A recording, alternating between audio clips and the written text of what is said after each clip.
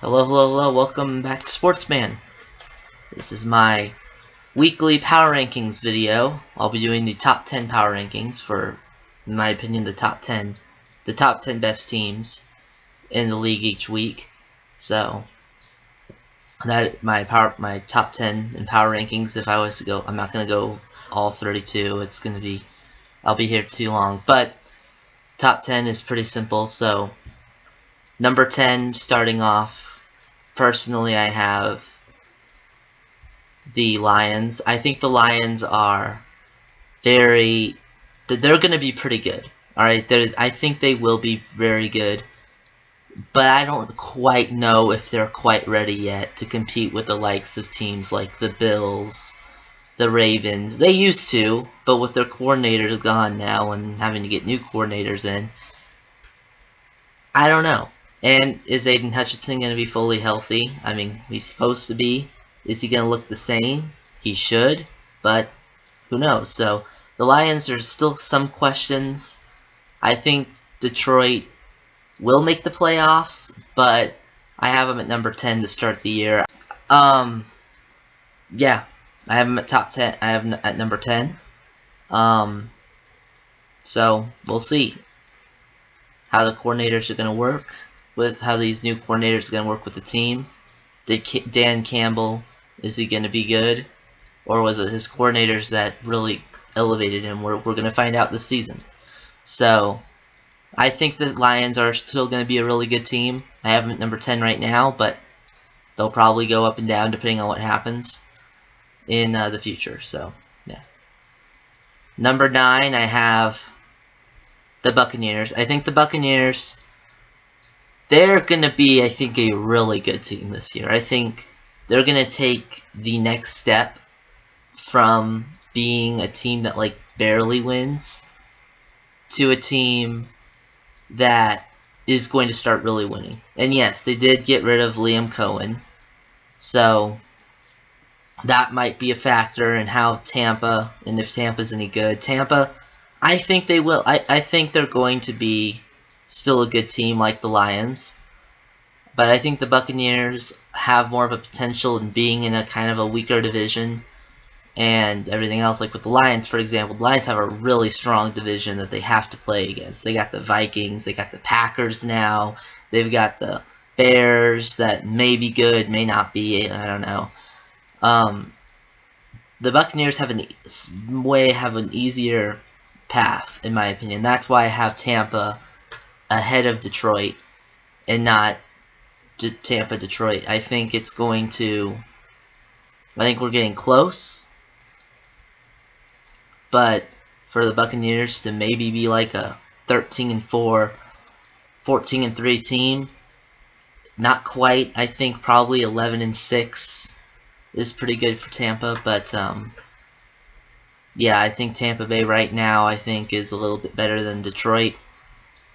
A lot less question marks in my opinion, and that's why I have them at number 9. Number 8, the Chargers. The Chargers are number 8. This is going to be, like I said in my AFC West predictions video, this is going to be where I think this is going to be Jim Harbaugh's first real season with the Chargers. This is just kind of like practice. Last season was kind of practice, kind of get to know him.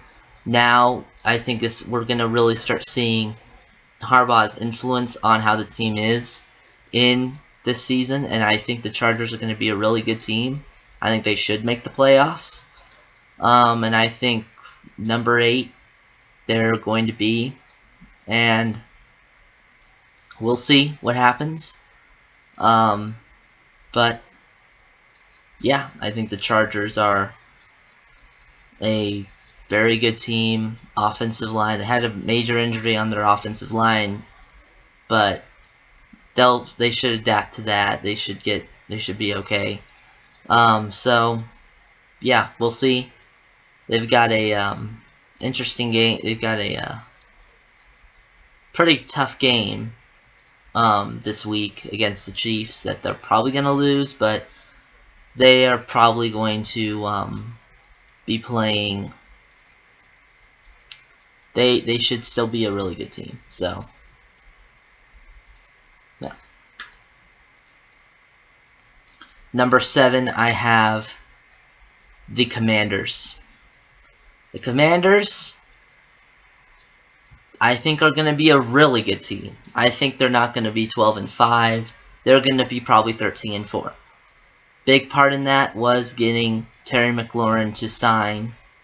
If Terry McLaurin, if he was still not in, if he still hadn't re-signed with Washington, yeah, I think Washington probably would be like 9 or 10 right now, and I think they probably would go like maybe 11-6. Because part of what made Jane Daniels really good was Terry McLaurin on that offense, and they've now gotten that settled. I think the Commanders are going to be a really, really, really, really good team. So, Washington, they should go. They may compete with the Eagles for the division. They probably will. And yeah, will they beat, the real question is now is will they beat the teams like the Chiefs, or they like sweep the Eagles, or they even win one game against the Eagles. They beat teams like the Bills or the Ravens, teams that are really good, teams that are really on their level. So can they beat those teams that are on their level or higher? And that will be the question for me, is if Washington is going to take a step forward or a step back. And it's going to really depend on Jayden Daniels if he has a sophomore slump. I don't think he will, but he may have a slight one. Like, he may regress. Like, they may not go to the NFC Championship game. They may go to, like, the divisional round. But I still don't, overall, I don't think he's really going to have as big of a slump as someone like C.J. Stroud did. So, or Anthony Richardson didn't even really have a slump. He just wasn't that good either. But, yeah, so I think Washington going to be really good.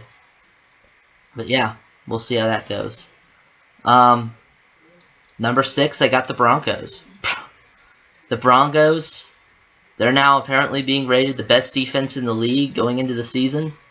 I tend to agree with them. I mean, they got Greenlaw, Ufanga. They've got the number 1 defensive player of the year, Patrick Surtain. So they have a lot of really good defensive players, and Bo Nix, he continues to stay healthy with a pretty good receiving core, and I think Denver is going to probably be a 12-win team, if not a 13-win team this year. I think they can get to that point where they could potentially be competing with the Chiefs for the number 1 for the AFC West. That's where I think the Broncos are at now. Bo Nix, really good. Is he going to have a sophomore slump? I don't know. But we'll see. We'll see what happens. And yeah, it's really gonna depend if the defense can gel together, and does Bo Nix have a sophomore slump. If both those things happens, if the defense doesn't really fit well together and Bo Nix does have a sophomore slump, probably 8-9 wins for the Broncos, and Denver's not going to be very good. But I think Denver will be good enough to go at least 10 wins this season, and probably more like 11 or 12. But I think they are good enough. They could win the division, honestly. But it really is. But that also depends on if the Chiefs are they stay where they're at or they get better. So, yeah. Number 5, I got the Packers. Originally, I had Denver. I had pretty much everyone kind of going below, but the Packers, they are really the Packers. The reason that Green Bay went up, and this should be no surprise, Micah Parsons. Trading Micah Parsons, if you're Dallas and you're trading, like, Dallas is trading Micah Parsons to the Packers. Number 1, a rivalry team who has beaten you in the playoffs the last few years, and you give them your star player. what are you doing? Like, what are you actually doing? I don't know if Jerry Jones is even serious anymore. Like, apparently he wants to be in on drama now. He wants to, like, if they're, like, according to him, he wants to make sure the team the team stays in the headlines. If there's nothing happening, he wants to make sure that there's something going on with Dallas, which that makes sense given on what we saw last season and now this season. He's just trying to make drama happen. However, no one cares about that. Everyone's caring about, can the Cowboys actually at least make the NFC title game? But yeah, giving the Packers your best defensive player by far, arguably your best player on the team, is crazy in my opinion, and I don't know how they got Jerry Jones and the Cowboys organization actually got away with it, but they did, and the Packers now get a get a really good defensive player in his prime. So it's not a contest. Yeah, Packers, they're at this point Super Bowl contenders. I didn't think they would be this season. I didn't think they were. I actually didn't even have them making the playoffs this year. I had them going 9-8 at the end of the year. And somehow they find a way to get one of the best defensive players on their team, which elevates them tremendously, and I think Green Bay is now a Super Bowl contender. They are. There's no question in my mind about it. They are Super Bowl contenders. They probably will end up making the Super Bowl. So Super Bowl, or they'll probably make the NFC title game. I don't know about the Super Bowl because they have to still go through my Philadelphia Eagles for that, and I think we still have something to say about Micah Parsons. We've had to game plan for him because he was on the Cowboys, so we'll just elevate that to the Packers, and then yeah. So I don't think that's really going to phase us too much, honestly, but yeah, we'll see what happens. But the Eagles, we'll get to them in a minute. Number 4, the Ravens. What do you do now except win a Super Bowl? There's nothing more to do. No, not just win the Super Bowl. Win an AFC Championship game. As long as the Chiefs are in the conference, the Ravens have not been able to really do it. All right, with Lamar Jackson, they at this point they have to. It's getting to the point now where the team is probably going to start blowing up, and the same with the Bills. We'll get to them in a minute too. The team is going to start blowing up over it. Where it's like, okay, we've been on this team long enough. We have not made the Super Bowl yet. I'm going to go to a team that actually has made the Super Bowl in the last 10 years and try to win a Super Bowl that way. I see that happening. So they need to get it going. They got probably a couple more seasons left before that conversation begins to happen with people trying to get new contracts and stuff. Like, okay, when are we gonna do the Super Bowl? When are we gonna make it? Because we haven't yet. So we'll see. They haven't even won the AFC title game since Mahomes has been in the league. So I don't know. We'll see, but that's literally all you got to do if you're Baltimore. Just win a Super Bowl. That's all. That's all you got to do. No, that's really for starters. Let's at least go with winning the AFC title game because you haven't even made the Super Bowl yet. So AFC title game. I would say if you do that, that's improvement. If you don't do that, it's failure at this point. Number 3. This is going to be a little bit controversial, but I have the Chiefs at number 3. I think the Chiefs have a few questions, mainly with their offensive line. Their team itself is pretty good, but we all saw having a bad offensive line has been a problem. And it was their problem in 2020 when they lost the Super Bowl to the Buccaneers. It was their problem last year when they lost the Super Bowl to the Eagles. A bad offensive line. They got Josh Simmons. They're saying he's going to be the next big thing, apparently, but we'll see. It just comes down to what do we see come the start of the season. With that in mind, that's the main reason I have Kansas City at number 3. Also, Mahomes, his stat line has been a little bit interesting, kind of off and on.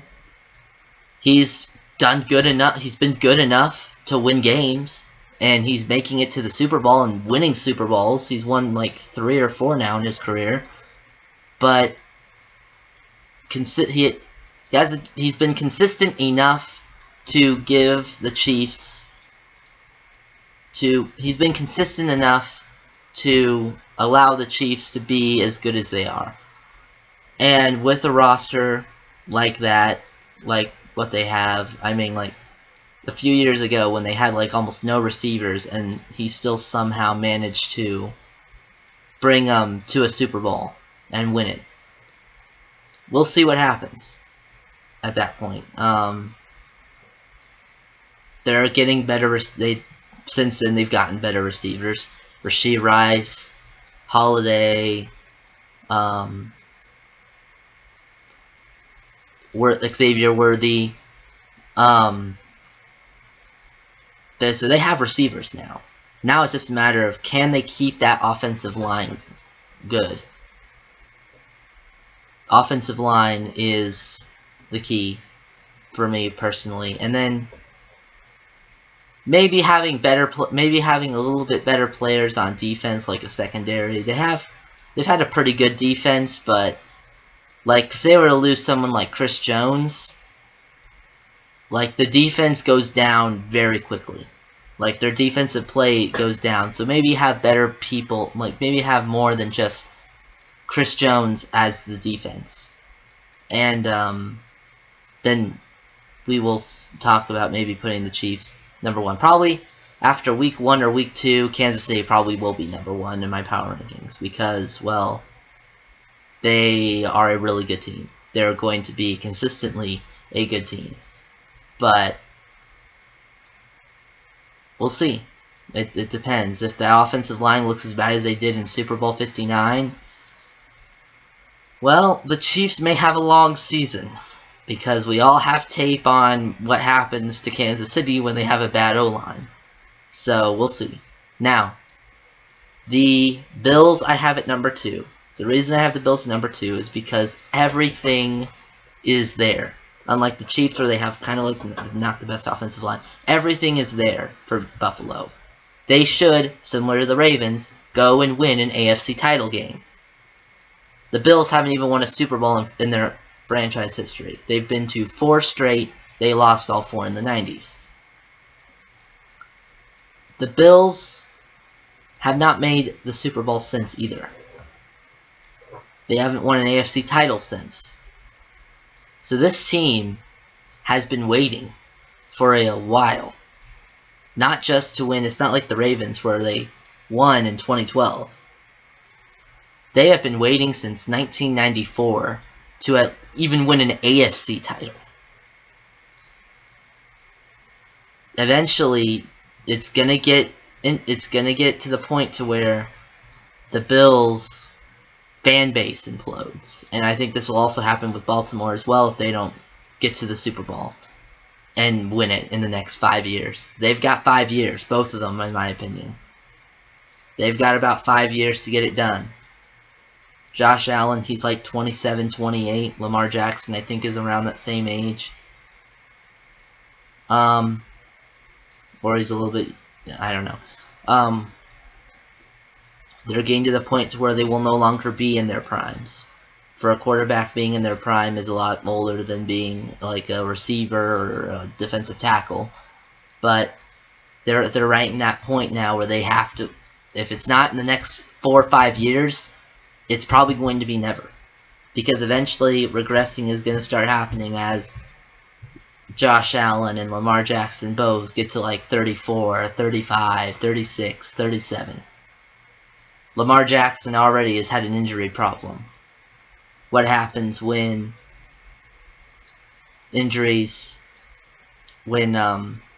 Lamar Jackson gets to like 37, 38, and his body just can't do it anymore, and he hasn't won a Super Bowl?